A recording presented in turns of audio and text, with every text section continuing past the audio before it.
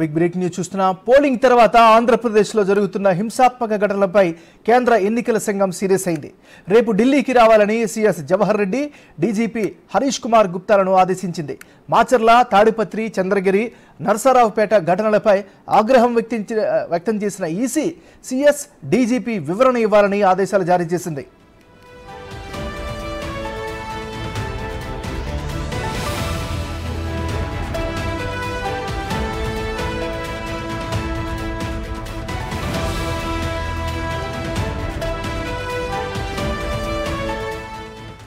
మనం breaking news చూస్తున్నాం. Polling తర్వాత ఆంధ్రప్రదేశ్లో జరుగుతున్న హింసాత్మక ఘటనలపై కేంద్ర ఎన్నికల సంఘం సీరియస్ అయింది. రేపు ఢిల్లీకి రావాలని సీఎస్ జవహర్ రెడ్డి, డీజీపీ హరీష్ కుమార్ గుప్తాలను ఆదేశించింది. మాచర్ల, తాడిపత్రి, చంద్రగిరి, నర్సరావుపేట ఘటనలపై ఆగ్రహం వ్యక్తం చేసిన ఈసీ సీఎస్, డీజీపీ వివరణ ఇవ్వాలని ఆదేశాలు జారీ చేసింది.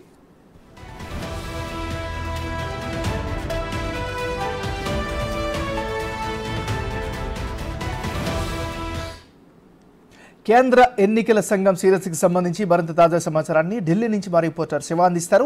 శివ, చెప్పండి.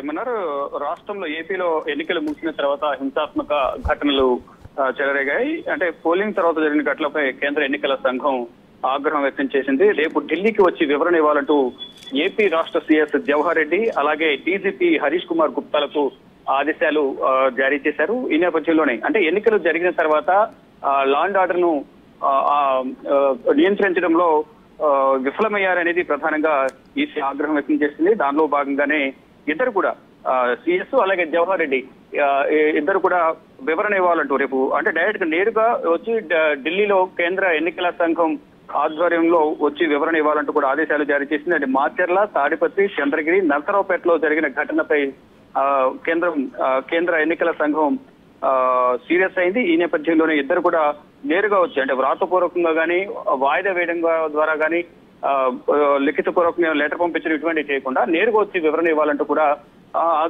ఆగ్రహం వ్యక్తం చేసింది కేంద్ర ఎన్నికల సంఘం. అంటే హింసాత్మక ఘటనలు అంటే ముందస్తు సమాచారం ఉన్నప్పటికీ ఎందుకు నిర్లక్ష్యం వహించారనే దానిపైన వివరణ ఇవ్వాలంటూ కేంద్ర ఎన్నికల సంఘం ఆగ్రహం వ్యక్తం చేసింది. అంటే ఢిల్లీ వచ్చి వివరణ ఇవ్వాలనేది ప్రధానంగా ఆదేశాలు జారీ చేసింది. ఒకవైపు ఎన్నికలు జరుగుతున్నాయి, కింది స్థాయి సిబ్బందిని అలర్ట్ చేయడంలో డీజీపీ విఫలమయ్యారు. ఎస్పీ స్థాయి కానీ, డిఎస్పీ కానీ, ఐసీలకి కానీ, సిఐ, ఎస్ఐలు వీరందరికీ ఆదేశాలు ఇవ్వడంలో కానీ, వారు విధుల్లో పాల్గొని ఈ హింసాత్మక ఘటనలను నియంత్రించడంలో విఫలమయ్యారనేది ప్రధానంగా ఆగ్రహం వ్యక్తం చేసింది. దానికి సంబంధించి వివరణ ఇవ్వాలి. అంటే ఒక స్ట్రాంగ్ రూముల దగ్గర భద్రతను పర్యవేక్షించడంలో, అక్కడికి వెళ్లిన వారిని నియంత్రించడంలో కానీ, స్ట్రాంగ్ రూమ్ల వరకు ప్రత్యర్థి అంటే రాజకీయ నాయకులు ఎందుకు రాణిస్తున్నారు, అక్కడికి వచ్చిన తర్వాత గొడవలు జరుగుతున్న నేపథ్యంలో ఎందుకు నిలువరించలేకపోయారు అనేది ప్రధానంగా కేంద్ర ఎన్నికల సంఘం లేఖను రాష్ట్ర డీజీపీ అలాగే సిఎస్ కు లేఖ రాసింది. లేఖ రాసిన నేపథ్యంలో రేపు వచ్చి నేరుగా వివరణ ఇవ్వాలనేది ప్రధానంగా తెలుపుతున్నారు. అంటే ఒక వ్యక్తిపై హత్యాయత్నం చేసే వరకు కూడా అప్పటి వరకు ఏం చేస్తున్నారు, భద్రతను పర్యవేక్షించడంలో ఎందుకు విఫలమయ్యారనేది ప్రధానంగా కేంద్ర ఎన్నికల సంఘం ఆగ్రహం వ్యక్తం చేసింది. మొత్తం ఎన్నికలకు ముందు, పోలింగ్ కు ముందు కూడా ఇదే వాతావరణం నెలకొంది. కొన్ని చోట్ల కొన్ని ప్రాంతాలు ఒక పక్కన పోలింగ్ జరుగుతోంది, ఒక పక్కన పార్టీలు, రాజకీయ పార్టీలు వైసీపీ, టీడీపీ కానీ ఇతర పార్టీలు కూడా విమర్శలు ప్రతి విమర్శలు చేస్తూ భౌతిక దాడుకు దిగుతూ వచ్చాయి. అది దృష్టిలో ఉంచుకుని ఫర్దర్ గా అయినా ఈ ఈవీఎంలో స్ట్రాంగ్ రూమ్ లకు తరలించే సందర్భంలో కానీ, అక్కడ స్ట్రాంగ్ రూమ్ తరలించిన తర్వాత అక్కడ భద్రతను కట్టుదిట్టం చేయాలి. కానీ స్ట్రాంగ్ రూమ్ లో వద్ద సరైన భద్రత లేదు. పార్టీలకు సంబంధించి రాజకీయ నాయకులు వచ్చిన సందర్భంలో ఘర్షణ వాతావరణం నెలకొనే అవకాశం ఉంది. కాబట్టి ముందస్తుగా అక్కడ భద్రతను ఏర్పాటు చేయాల్సి ఉంటుంది. కానీ భద్రతను ఏర్పాటు చేయడంలో డీజీపీ విఫలమయ్యారు. ఎలాంటి చర్యలు తీసుకునే అవకాశాలు కనిపిస్తున్నాయి, ఎలాంటి గైడ్ లైన్స్ జారీ చేసే అవకాశాలు ఉన్నాయి? అంటే ముందు వారి నుంచి వివరణ తీసుకున్న తర్వాత వారు ఇచ్చే వివరణను బట్టి ఏ నిర్ణయం తీసుకుంటారనేది కూడా చూడాల్సి ఉంది. ఆ గతంలో కూడా అంటే ఎన్నికలకు ముందు విధులు సరిగా నిర్వహించరు, ఏదైతే అధికార పార్టీ ఉంటుందో అధికార పార్టీకి అనుకూలంగా వ్యవహరిస్తారనే వార్తల నేపథ్యంలో గతంలోనూ అనేక రాష్ట్రాలకు సంబంధించిన డీజీపీలను, సిఎస్లను కూడా మార్చారు.